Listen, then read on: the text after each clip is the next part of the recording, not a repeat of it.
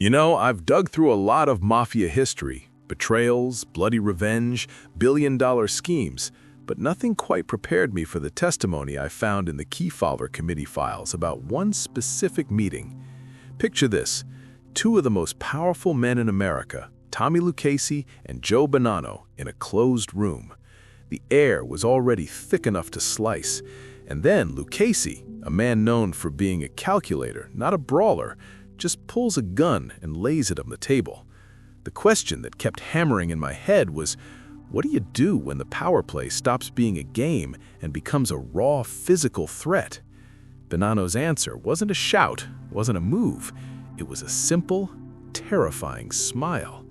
And that smile, my friends, froze not just the room in that moment, but an entire war that was about to ignite. To understand the weight of that smile, you really need to understand the man. Joe Bonanno, or Joe Bananas as the press loved to call him, was, in my reading, the most romantic of the mafia dons.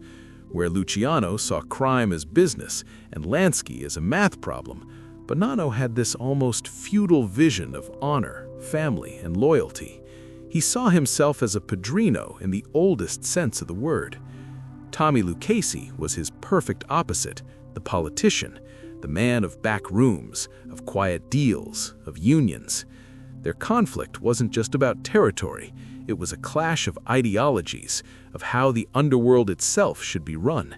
It was the old world personified by Bonanno versus the new corporate world that Lucchese was helping to build. And in the early 1960s, that clash was coming to a head. Tensions over the narcotics trade, over control of key unions, were bubbling over. The commission, the mob's board of directors, was fractured. This meeting wasn't a casual chat, it was a last-ditch effort to avoid all-out war, or at least that's what it was supposed to be. The conflict, the moment the gun hit the table, is where the official stories get vague. But reading between the lines of old informant reports and biographies, I spent a week cross-referencing this. A clear picture emerges.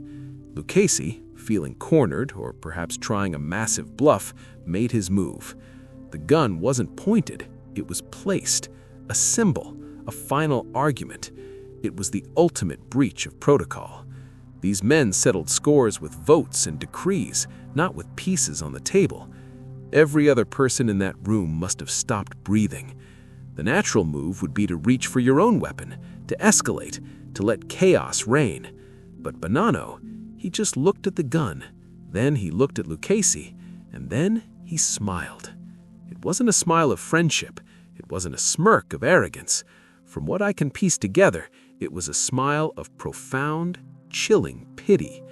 It was the smile of a man who just saw his opponent reveal his absolute worst hand.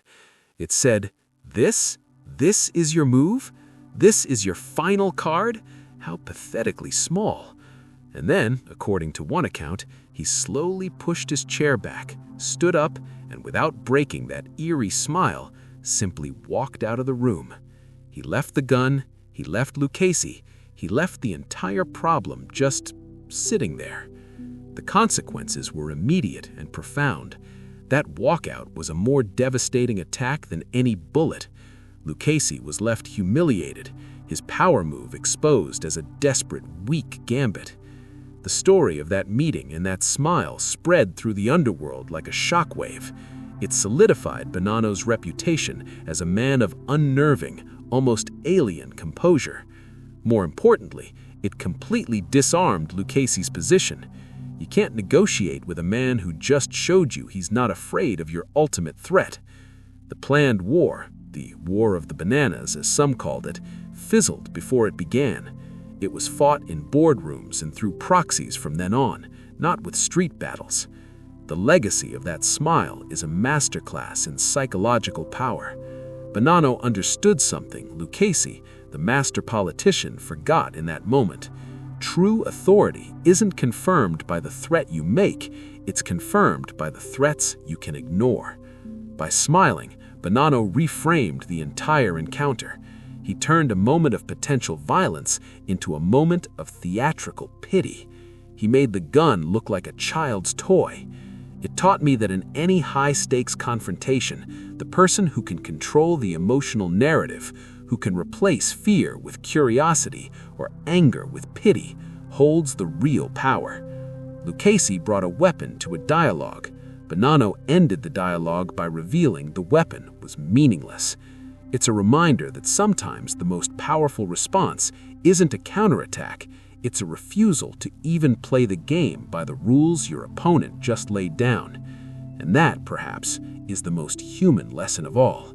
In a world obsessed with force, a simple, confident, and utterly terrifying smile can be the ultimate revolution. But to call it just a smile is to miss the depth of its engineering. What I've come to realize after sitting with this story is that Bonanno's reaction wasn't just instinct, it was the culmination of a lifetime's philosophy, weaponized in a split second. That smile was a complex, layered statement. The first layer was contempt, yes, but the second, more crucial layer was information. It was a signal, not just to Lucchese, but to every other underboss and captain whose loyalty was wavering.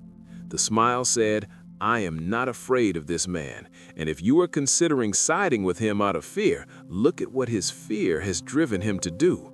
Look how weak it makes him appear." It was a public relations masterstroke in a room of maybe 10 people. Bonanno was broadcasting. He understood that in their world, reputation was a currency more liquid than cash, and he had just devalued Lucchese's by a catastrophic margin. The third layer was internal, almost meditative. I think in that moment, Bonanno accessed a kind of cold, surgical detachment. He removed his personal ego, the instinct to take the insult, the threat personally, and assessed the object on the table purely as a tactical variable. And he concluded its greatest power was as a prop for his performance. The gun was no longer a threat, it was a stage piece for his own show of unnerving calm. This is where the human psychology gets fascinating. Lucchese's move came from a place of perceived weakness, the fear of losing control. Bonanno's response came from a perceived, or at least projected, invulnerability. He didn't just win the standoff, he reframed the entire concept of winning. Victory wasn't about who walked out with the gun, it was about who walked out leaving the gun and all its implied violence utterly irrelevant and impotent on the table. The long-term consequences rippled through the fabric of their lives. For Lucchese, the event created a kind of strategic paralysis in dealings with Bonanno. Every future negotiation was haunted by the ghost of that failed intimidation.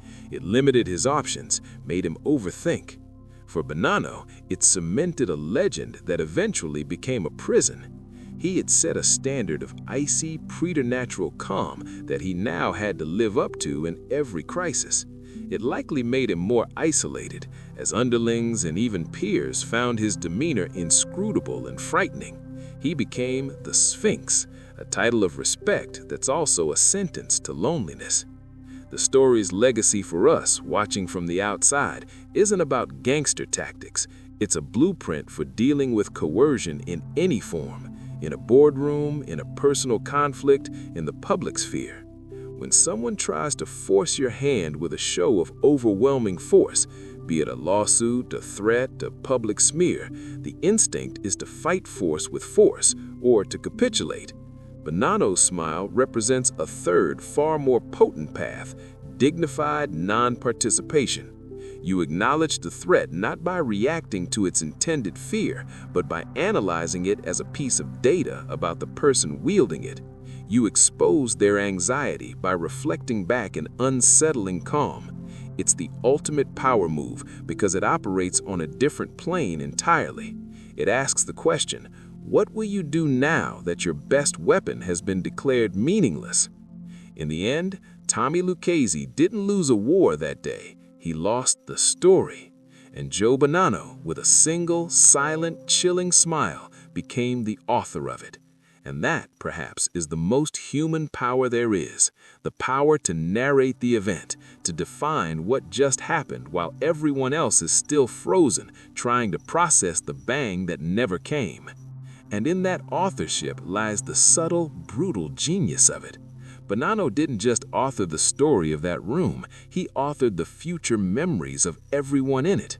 Each man present would replay the scene in his mind, and with each replay, the gun would shrink in significance, and the smile would grow more dominant, more enigmatic, more terrifying.